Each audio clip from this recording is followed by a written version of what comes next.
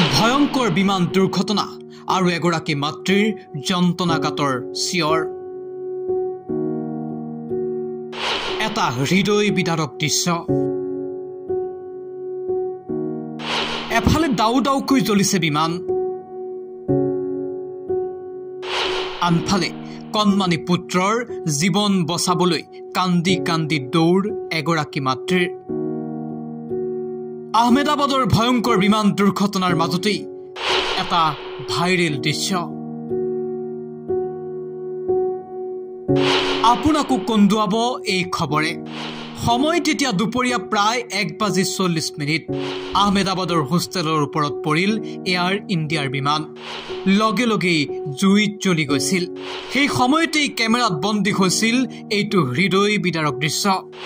জুইৰ মাজৰ পৰা দৌৰি ওলাই আহিছিল এগৰাকী মাতৃ।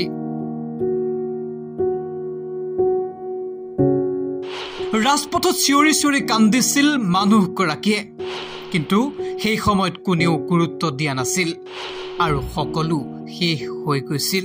এই যে মানুহগৰাকী দেখিছে, এই মানুহগৰাকীৰ নাম সীতাবেন। যিটো সময়ত ভয়ংকৰ বিমান দুৰ্ঘটনা সংঘটিত হৈছিল, সেই সময়ত যেতিয়া দাউ দাউকৈ বিমানখন জ্বলি আছিল, সেই সময়তেই জুইৰ মাজৰ পৰা দৌৰি আহিছিল এইগৰাকী মাতৃ। সেই সময়ত এই ভিডিঅ'টো সকলোৰে বাবে সহজ আৰু সাধাৰণ আছিল। কোনেও গম পোৱা নাছিল প্ৰকৃততে হৈছিল কি।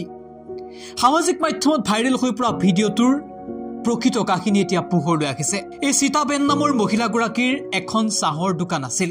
মেডিকেল কলেজৰ যিটো ছাত্ৰাবাসৰ ওপৰতে বিমানখন পৰিছিল, তাৰ তলতেই আছিল ৰাস্তাৰ কাষত এখন চাহৰ দোকান। যিখন চাহৰ দোকানত শুই আছিল তেওঁৰ 14 বছৰীয়া পুত্ৰ, যাৰ নাম আছিল আকাশ পাটনি। বয়স আছিল 14 বছৰ। সেই 14 বছৰীয়া তেওঁৰ কণমানি পুত্ৰ শুই আছিল চাহৰ দোকানখনত। সেই সময়তে হঠাৎ বিমানখন পৰিছিল এই অট্টালিকাটোৰ ওপৰত। লগে লগে সকলো জ্বলি চাৰ খাৰ হৈ পৰিছিল। সেই সময়ত দোকানখনৰ পৰা কিছু নিলগত ৰৈ আছিল মহিলাগৰাকী। হঠাৎ যেতিয়া ভয়ংকৰ দুৰ্ঘটনাটো সংঘটিত হল, চাৰিওফালে জুই লাগিল, লগে লগে পুত্ৰক বচাবলৈ দৌৰি আহিছিল মহিলাগৰাকী। কিন্তু প্ৰচণ্ড জুয়ে সকলো বেৰি ধৰিছিল। উপায়ন্তৰ হৈ মহিলাগৰাকী জুইৰ লেনিঘান শিখাৰ পৰা বাহিৰলৈ দৌৰি আহিছিল। আৰু এইটোৱে সেইটো বিশেষ ভিডিঅ'। বাহিৰলৈ দৌৰি আহোঁতে মহিলাগৰাকীয়ে চিঞৰি আহিছিল। নিজৰ পুত্ৰক বচাবলৈ সহায় ভিক্ষা মাগিছিল মহিলাগৰাকীয়ে। কিন্তু সেই সময়ত কোনেও কাকো সহায় কৰিব পৰা পৰিৱেশ নাছিল। সেই স্থানৰ পৰা দৌৰি সকলোৱে নিজৰ প্ৰাণ ৰক্ষা কৰিছিল, আনকি নিজৰ আপোনজনক বচাবলৈ অপ্ৰাণ চেষ্টা চলাইছিল।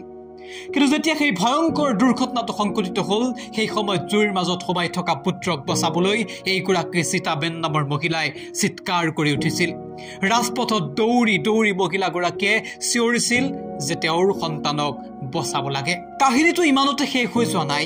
যেতিয়া মহিলাগৰাকী দীৰ্ঘ সময় চিঞৰি চিঞৰি উপায়ন্তৰ হৈ পৰিছিল, তেতিয়া তাত কোনো কেমেৰা নাছিল আৰু মহিলাগৰাকী সোমাই গৈছিল সেই প্ৰচণ্ড জুইৰ মাজলৈ। নিজৰ জীৱনকো তুচ্ছ কৰি কেৱল পুত্ৰক বচাবলৈ মহিলাগৰাকী জুইৰ মাজত সোমাই পৰিছিল, বিচাৰিছিল নিজৰ পুত্ৰক। কিন্তু মহিলাগৰাকীয়ে নিজ পুত্ৰক বিচাৰি নাপালে, কাৰণ সেই সময়ত ইমান তাপমান উচ্চ আছিল, ইমানেই প্ৰবল জুই আছিল যে মহিলাগৰাকীয়ে পুত্ৰক বিচাৰি তাত উলিয়াবই নোৱাৰিলে। কিন্তু পুত্ৰৰ বাবে মহিলাগৰাকী জুইৰ মাজত আৰম্ভ কৰিছিল এখন সংগ্ৰাম, আৰু তাতেই শৰীৰৰ বহু অংশ মহিলাগৰাকীৰ জুইত পৰি গৈছিল। অগ্নিদগ্ধ হৈ পৰিছিল মহিলাগৰাকী। মহিলাগৰাকীক উদ্ধাৰ কৰা হল আৰু ভৰ্তি কৰা হল হাস্পাতালত। বৰ্তমান মহিলাগৰাকী চিকিৎসাধীন। কিন্তু এই ভয়ংকৰ দুৰ্ঘটনাত প্ৰাণ হেৰুৱালে তেওঁৰ পুত্ৰই। যি কথা এই পৰ্যন্ত মহিলাগৰাকীক জানিবলৈ দিয়া হোৱা নাই, কাৰণ চিকিৎসালয়ৰ বিচনাত এতিয়া তেওঁ জীৱন মৃত্যুৰে যুঁজি আছে। এই মহিলাগৰাকীৰ কাহিনীয়ে বহু কথাই কৈ গৈছে। এজন পুত্ৰৰ বাবে মাতৃ কিমান দায়িত্বশীল হ'ব পাৰে।